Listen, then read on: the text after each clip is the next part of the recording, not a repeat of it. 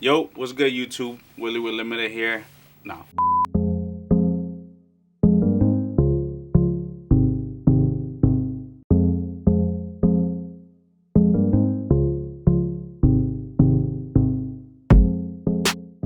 Yo, what's good, YouTube? I'm your host, Willie with Limited. Today we're at PasttoPresenT in Barrington, New Jersey. I'm here with my man, Joe. What's good, bro? Nice to meet you, man. Nice to meet you. So this is a new segment in our YouTube channel called Talking Shop, where we explore other buy, sell, trade shops in the New Jersey area that either do vintage, streetwear, or sneakers. Today we're going to be talking his history, how he got started, and let's get into it. Mainly, this area had nothing. Gotcha. Me and Matt, my partner, employee, best friend, my right hand, we were traveling everywhere to either pick, and then once we found out there was vintage shops, we were going to New York, we were going up to North Jersey, hitting the city, trying to find other shops, and we were doing it so much, and we're traveling so much. Yeah. I'm like, bro, why? We have nothing out here. Yeah. We need something out here. And that was really like the plan to like put vintage in this area.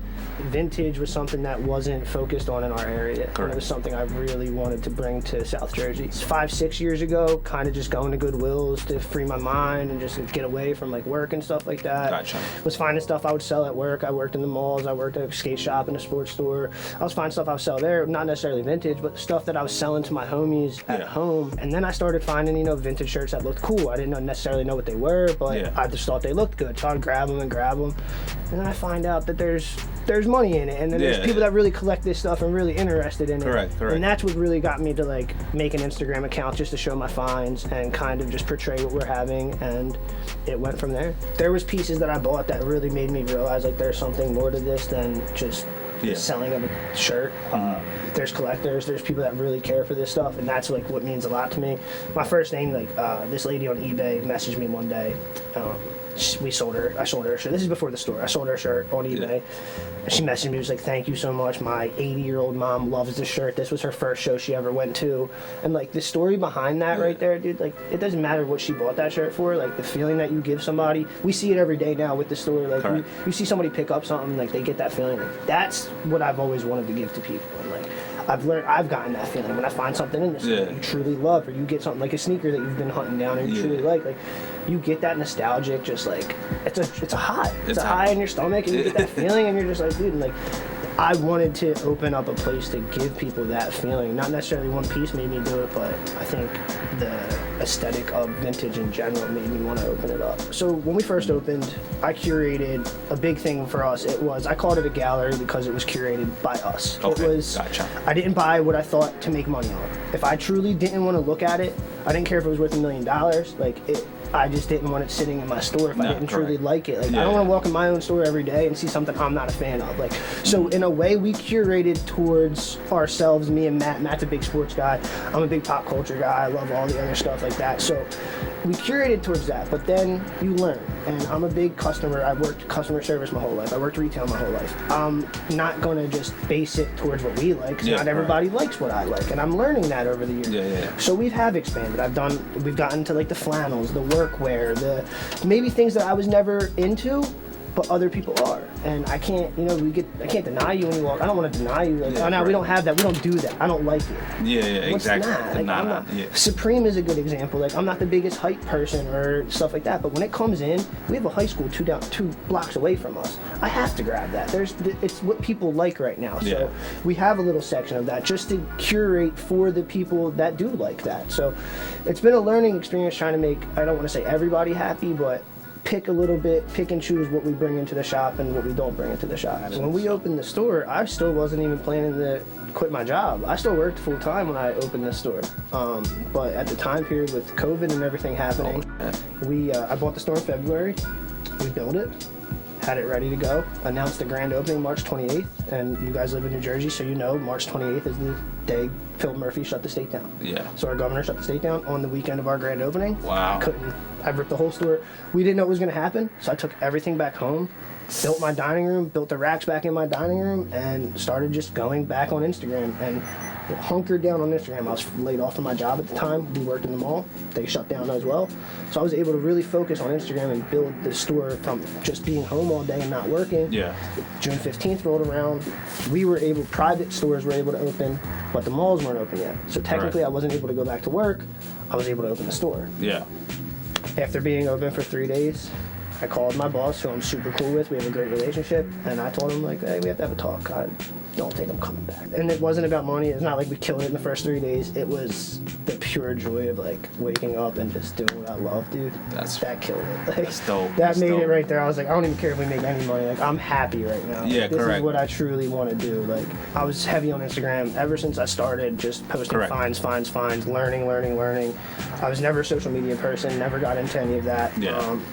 I just started liking it, and I was just learning over the years. And you're going back I think my first Instagram post was like 2017, so it is like 4 years ago, I'd say now, that I made the Instagram, and I was still doing this a little bit before I made the Instagram. I wasn't smart. Look at my first Instagram post. Like, you can see from there, like, the gradual growth of, like, learning and processing. That's great. But we had a decent following on Instagram, and I don't like so I actually was going through screenshots the other day. March 29th last year, I had 1,250 followers on Instagram. Right now, over quarantine, right before we opened the store, I was about to do a 5K, the March 28th weekend, I was gonna do a 5K grand opening giveaway. So from like that March 2019 to March 2020, we did around like 4,000 followers. From March 2020 till now, we did around 6,000 followers. I went really heavy of just focusing on Instagram, posting content, having good content to post, being steady with it. Yeah. And then making connections with not the right people, just people. Just talking to correct, people. correct. My biggest rule about Instagram is, like, don't be a dick. Like, that's like one of my biggest rules. Like, people DM me, I answer I don't care who you are. I answer you no matter what. Like, that was one of my biggest rules, just be a genuine person. People ask me all the time, like, how do you do this? Just be genuine. Be yourself. Like, and that's the biggest thing a piece of advice I can give to anybody for, like, wanting to. People hit you up, they want to talk to a person. Like, they want to feel that you're real, and that's the one thing I want people to feel, like, give that back. Like, you're a person to us as well. Like, we're going to speak to you. It's one thing I never wanted my shop to have, is like that vibe of, like, just sternness. Like, we're not like that. Yeah. I want you to walk in, lay back, and just, that's what this area is for. Yeah. It's meant for you to come in and chill and watch a movie, hang out. That's But building the IG was just grinding, just grind from the second. I could have, think about it, man. The store got shut down. My dream got shut down the day we were about to open it. Yeah. I could have. It broke my heart. It killed me. But I wasn't going to let that stop me. Like, I've been through a lot in my life, and it's just another. Okay, cool. You got pulled back a little bit. Now fucking grind and get yourself back to where you need to be. And that's what we did. We went home. We grinded. June 15th came. We were here June 10th, building the store back up, threw it up half-ass. I sold so much inventory. I was wholesaling inventory. That's how I got a lot of my name. I was wholesaling to other pages, other stores, other people, just trying to off of it and then go and pick up more. Off it, go pick up more. And that's how we got, like, a really decent name, is people were shouting us out for our wholesaling. Like, I'm very fair with my prices and stuff like that.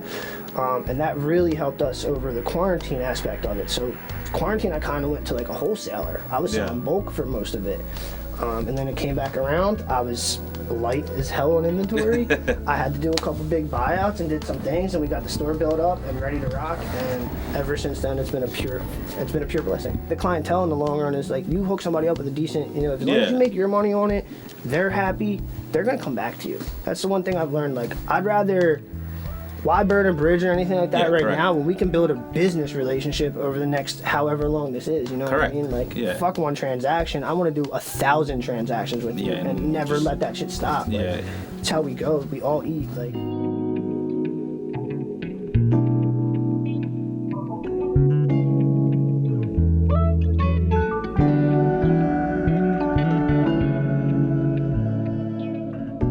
I have, like, a knowledge of my own extent, especially what's in store, what we're selling online and stuff like that, what moves and what doesn't move. Obviously, the hardest part is when people bring us newer stuff. It happens a lot, like shirts that you can still go buy in the mall, but it's Metallica. It's the stuff that's at Urban Outfitters that looks vintage and stuff like that. And that's the stuff I really like. I can't do anything with. Like I was saying earlier, there's times like the dry rotted shirts we framed that I told you about. Like there's times where we get stuff in that I know is gone or I can't do anything with, but I'll make something up. So I'll offer you a couple bucks for it if you're gonna get rid of it anyway or if it's destroyed. But we know what moves in the store. So I base it off of that. If it's a piece, I'm trying to think of an example, something that might move a little bit slower, I might offer you store credit if I still want it in the shop. I like to have new stuff in the store. My biggest thing is you can come in here tomorrow and there will be different stuff on these racks that you saw today, no matter what. Every time I sell a piece, a new piece comes out onto the floor. So at the end of the day or throughout the day, if we have 20 hangers in the back room, 20 tees are coming out. It's a constant flow. So I always like to have a variety of things. I buy a lot. Like I'm not putting it out there so people bring me everything. Like I do though, like if I try to grab as much as I can because I'm a bit, like I said, I can't hunt anymore as much as I used to be able to with this. So I love when people bring us stuff in and I'll grab, if I think I can move it, I'll grab it. Like that's one of my big things. But there's stuff I've took L's on, like we've done it, and that's the learning process of it.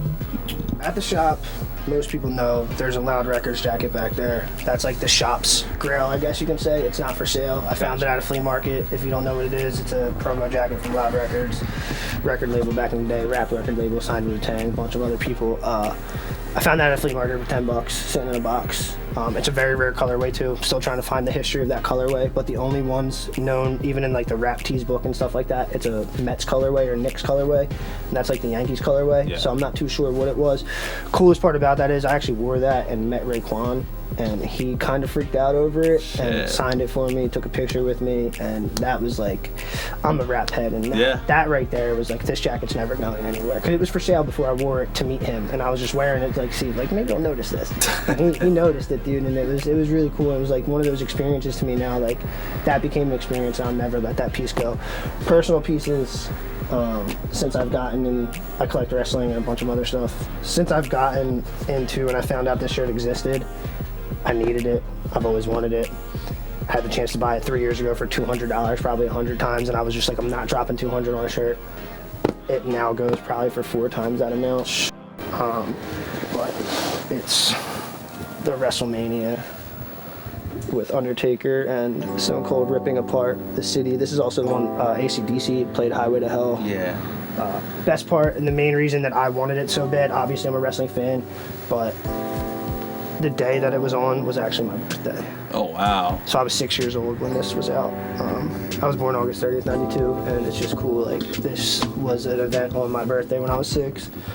And it was just one of those shirts that, like, the graphic, the artwork on the front, like, this is what, like, this piece right here is, it makes me speechless sometimes. Yeah, exactly. It was one thing when I saw it, I knew I had to have it. And I think that's what vintage does, man. You know, just like freaking brings you back and shit. Like it's just one of those things that was like, yeah, I have to. How do you see the vintage game now, and where do you see it in 5 years from now?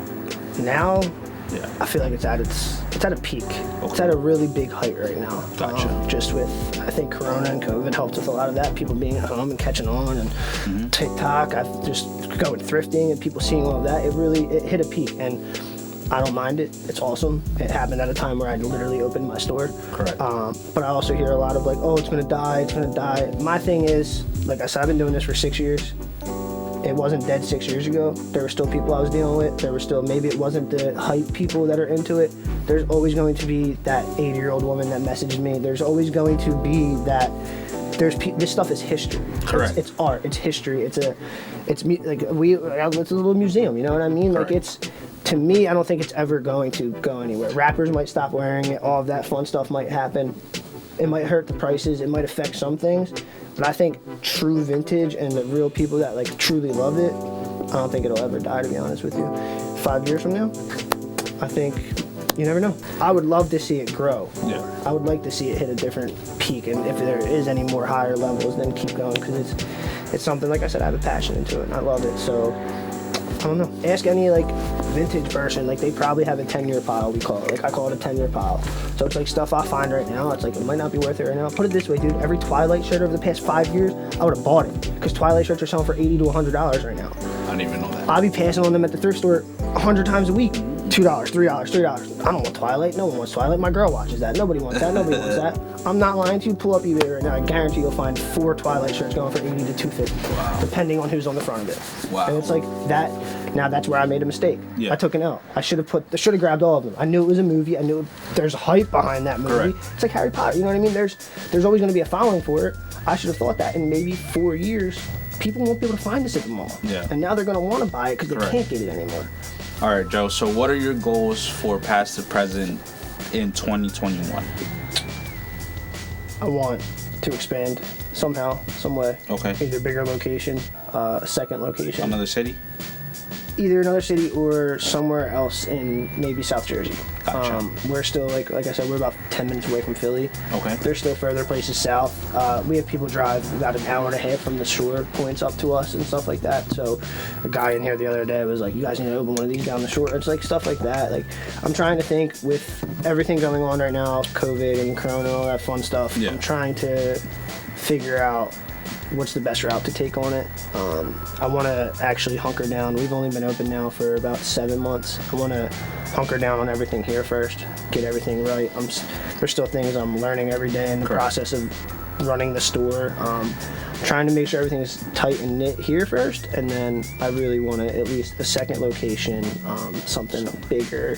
We've outgrown every time I've gotten myself in somewhere, started with a rack in the living room to 6 racks in the living room to I'm buying a second apartment with a second room just for an appointment room for my inventory, Yeah. to a storefront, to now it's like I've added and added and added every month here, and it just keeps going and going and Yeah. going, to where I want to have a warehouse eventually, and that's like something. I have big ideas for us and vintage in general and Great. what I want to do with it. So, Great.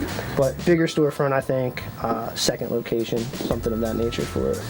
for now, like, at least. I would like it to be a staple. That'd be awesome. Like, Yeah. for like, I don't know if you're in the Philly area, you want to, like, you have to come to us, or like Correct. that. Like, I've made hoodies, I made hats, and people buy it. It's selling really quick and it's moving. It's like, for me to like walk down the street and see somebody wearing like my that's a goal that I would love. Like, I haven't seen anybody random yet or anything like that, but like, that's the thing I want. It was like, Correct. for us to just be, and not for me, like just the store in general, to be a known thing. Like, for like, you want to come shop here, you have to come, and it's not even shop. Like, I want you to experience this. Like, that's what I call our, like, it's an experience when you walk with us. And, Correct. like, that's one thing I want to give to people. So there you go, guys. This wraps up the first episode of Talking Shop with my man Joe. Joe, thank you. Appreciate man. bro. Appreciate you Thank you, coming out thank you, here. not It thank means a you. lot. Tell us where we can find you, your store address, your hours, your IG. So we are Past to Present Vintage. We're 127 Clements Bridge Road in Barrington, New Jersey. We're open every day, 7 days a week, 11 to 7, 12 to 6 on Sundays. Catch us on IG at PasttoPresentsj for South Jersey. Peace.